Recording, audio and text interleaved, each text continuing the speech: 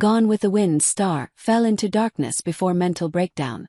Author Vivien Leigh skyrocketed to fame as Scarlett O'Hara in Gone with the Wind, but just a few years later, she found herself in a mental institution. The two-time Oscar winner's tumultuous life is the subject of a new book by Lindsay Spence, Where Madness Lies. It details Leigh's struggles with mental illness, which resulted in a breakdown, as well as her turbulent marriage to actor Laurence Olivier. Leigh passed away in 1967 at age 53 from tuberculosis. James Dean was blackmailed by desperate lover who could have destroyed his career. Book Spence told Fox News Digital that the late star's extensive archives, as well as letters and audio recordings from those who knew Leigh, detailed how she fell into darkness. There are other books where they simply say she did movies, and then she went crazy, or she was very promiscuous, or she was beating people up behind the scenes, Spence explained. I wanted to tap into her story as somebody who was mentally ill and the draconian treatment she endured. Leigh was filming 1954's Elephant Walk in Sri Lanka when she frequently began sending Olivier erratic postcards, Spence claimed. The couple married in 1940. They didn't realize it at the time. When this darkness or mania took over, said Spence. Her handwriting changed, and she would scribble all of these erratic postcards and letters. She was desperate for Laurence Olivier to join her. She would write him things like, "Bring me my evening dresses," said Spence. Just trivial things. But he wasn't at their home, in England. He was in Italy with his mistress, so he wasn't getting her postcards. And because he wasn't responding, I think it made everything 10 times worse, because she felt neglected and alone. The marriage, plagued by Olivier's infidelity and Leigh's struggles with bipolar disorder, was already deteriorating when she became infatuated with Peter Finch, her co-star and husband's protégé. According to the book, she would often confuse Finch with her husband, calling him Larry and pleading with him to sleep with her. He consented to her wishes. Click here to sign up for the entertainment newsletter. I think Peter Finch was equally broken as Vivien, said Spence. He was a very hard drinker and a womanizer.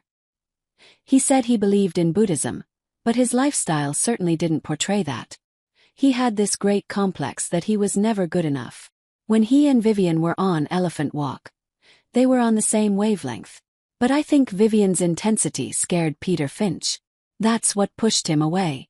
Meanwhile, Leigh was taunted by her demons. She's going through something where her brain just can't kick into gear, said Spence. She can't go over her lines. She's confrontational. She's drinking a lot and hallucinating. People just thought she was nuts and she was a drunk. But she was going through a mental breakdown. Her bipolar illness was starting to reveal itself. According to the book, things worsened when the film production moved to Hollywood. On the flight back to Los Angeles, Leigh suffered a spectacular breakdown, said Spence. Watch. Gone with the Wind star fell into darkness before breakdown. Author She tried to escape, Spence shared. She tried to rip her clothes off. She thought the plane was on fire. She had to be sedated. And when she got to Hollywood, she just couldn't perform the way they wanted her to in front of the camera.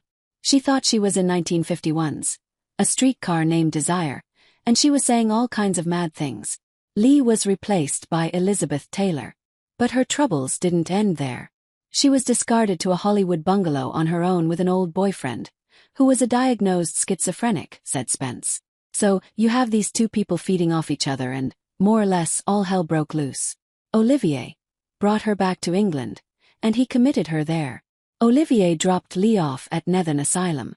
There she was fed by tubes, induced into a coma, given daily ice baths and mummified in damp sheets to keep her nervous system sedated, the book reveals. She also received shocks of electroconvulsive therapy. Each day was like the next. Leigh would demand the nurses to call Olivier so he could take her home.